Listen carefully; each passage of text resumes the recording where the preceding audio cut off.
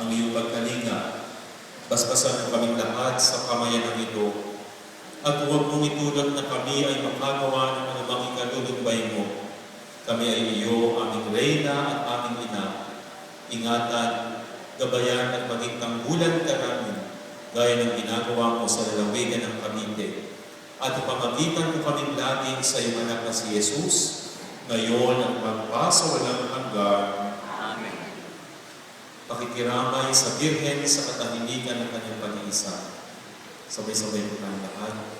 Namimighating ina, pahintulutan mo kami manatili sa iyong harapan, bagamat nalalaman namin kami hindi karapat-dapat, sapagkat kami ang dahilan ng iyong mga kalungkutan. Inamahal na ina ng mga makasalanan. Tingin mo kami sa aming pagsisisi at paghingi ng tawad. Patuloy mong pagkubayan ang inang simbahan sa kanyang mga tungkulin at alalahanin mo rin ang mga kaluluwang naghihintay ng pagpapala sa purgatorio. Naway mapabilang kami sa iyong mga tapat na lingkod na nakikiisa sa iyong kalungkutan upang mabago ang masama naming buhay.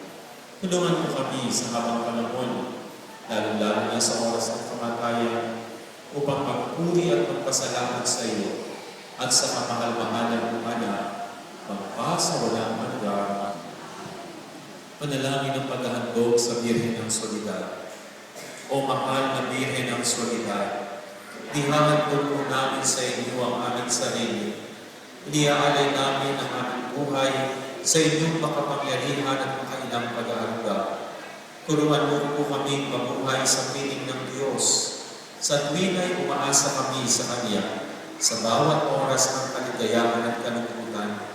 Gawin mo po kami katulad ng iyong anak na si Jesus. Gawin mo po kami katapat-hatid ng pag-ibig ng Diyos, ng Kanyang katotohanan at ng Kanyang katarungan sa pamamagitan ng pagiging buhay na saksi sa karapatan, katatagan, paggalang, pangunawa at pag-ibig sa aming kapwa. Amen. Awitin natin ang Salve Regina.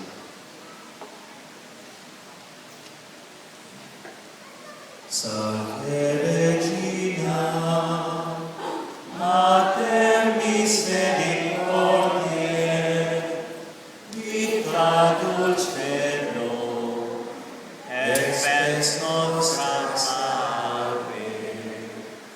A te clamamus, exules Filii Eve, A te suspiramos, et intercedentes, in hac animarum Maris. Eha ergo, ad proclama nostra, Illos tuos, misericordias oculos, ad nos converte. Et Jesum, benedictum fructum ventris tui, nobis, post exilio, ostende. Omnes, Omnia,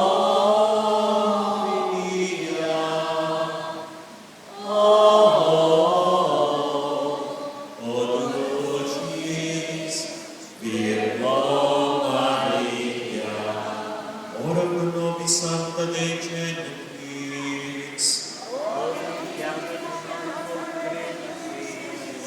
oremus, omnipotens et eterni Deus, qui gloriosi Virginis, Matris Mariae, contres et anima, ut dignum Filii Tui habitaculum efficiem ereventum, Spiritus Sancto operante preparasti, daut cuius commemoratione leitamus, eius pia intercessione instantibus, malis et morte perpetua liberemur, per iudem Christum Dominum nostro. Amen.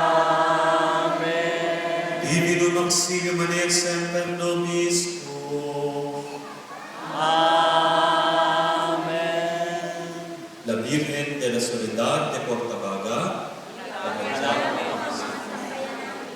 La Virgen de la Soledad de Portabaga. Ipanalangin po kami. La Virgen de la Soledad de Portabaga. Sa ngalan po ng St. Joseph Parish ay amin po na welcome sa aming parokya ang larawan ng mga La Virgen de Soledad de Portabaga.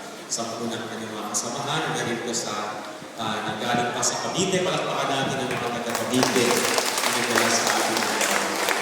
So ngayon po ay gaganapin natin ang papahalik sa imahe ng mga La Virgen Maria. So pipila po dito po sa gitna para sa pagpapahalik sa larawan